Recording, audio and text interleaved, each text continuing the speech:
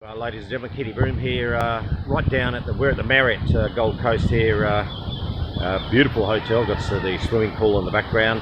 Now I just want to thank everybody who came along to our meeting last night at the KDB Centre. It was the Utopian Global STORH meeting, talking about our plastics to oil, awesome technology we got involved in. I've collared the CEO of STORH, Ryan Messer, today, and for all those people who didn't make it, I just want to give a bit of a shout out to Ryan. He's travelled all the way from the US to come to the event last night, and he's still here today. And I wanted to ask him a couple of questions about, so people could sort of, the questions they asked last night and people have said over the last few days, he could answer for us about the business, where we're going.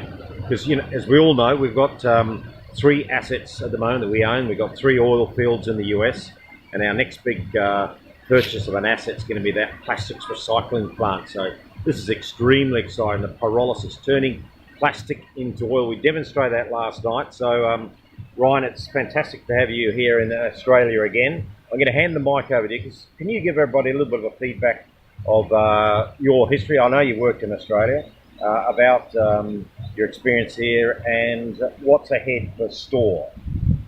Thanks, Keithy. Always a pleasure. And, you know, you never have to twist my arm to come here to the Gold Coast, Australia. Absolutely beautiful, as you can see. Yeah. But thanks. No, last night's event was phenomenal. So thanks for putting that on and helping host. And really, really good event, because we gave everyone an update, a pretty detailed update, I think. We spent well more than an hour and a half going through everything. But as you point out, this morning we formally announced that we closed on our 3rd asset, so that'd be Raccoon Bend Field. So we bought a sizable interest in the property.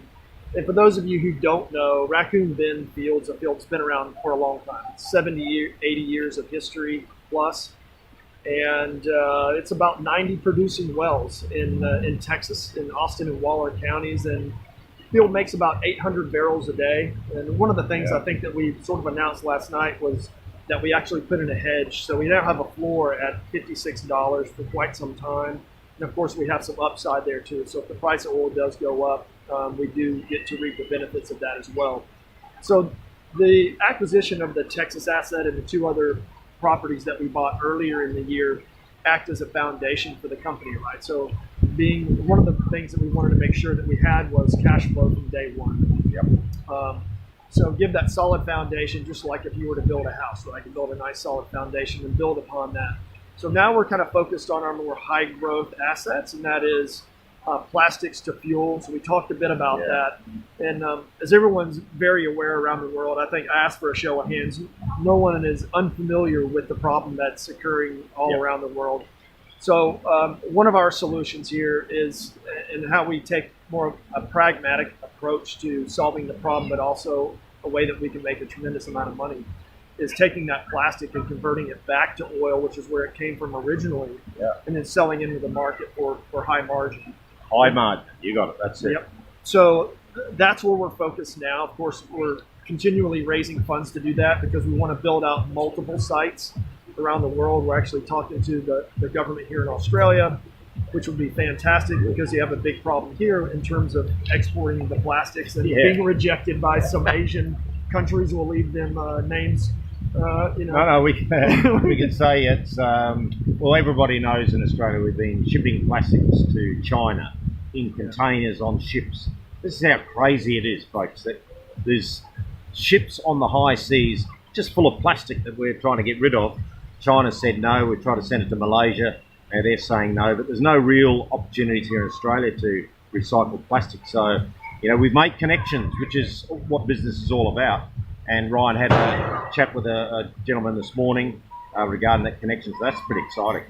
So a lot to do there. And of course, in the US, we have a great market where we can increase the margin of the oil that we sell into the market through a proprietary blend we're calling Polystream. So we're working on that study now. And of course, we're looking at Central and South America as well, because they, of course, have a huge problem. So these are just a couple of the things we're working on. Of course, we have a big project that we're working on in Ecuador as well. It's all about mineral recovery and land reclamation. So repairing a lot of the damage that's been left behind by a lot of big mining companies, and quite honestly, just the lack of knowledge from a lot of the mining companies that have operated in the area. so we can reduce and eliminate that contamination and recover that land and put it back, while at the same time recovering a tremendous amount of minerals that were left behind. So, in some cases 10 or 12 grams per ton, we're reprocessing material that's already been left and sitting in very huge heat in big piles out there. So It's just incredible. So we're working on those projects as well, and so we have a lot of information to come. All right. Well, thanks for that update, Ryan. I know, to summarise, STORH has multiple projects in the offing coming up for year after year after year. So we're at the start of something huge here. We've got 3 assets right now, looking to build our first pyrolysis plant, our second, our third worldwide. Then the mineral reclamation with these big open cut mines where it's just disastrous, where the dirt's left on the side of the road. It's still full of gold and silver, which we'll run as a business, but we'll put the environment back to as best we possibly can. So thank you, Ryan, for the update. It's valuable information that people need to hear. It's a great company to get involved with, and appreciate you coming out to Australia. Always a pleasure. Thanks, Keith. All right, take it easy, folks. We'll give you more updates as we go along.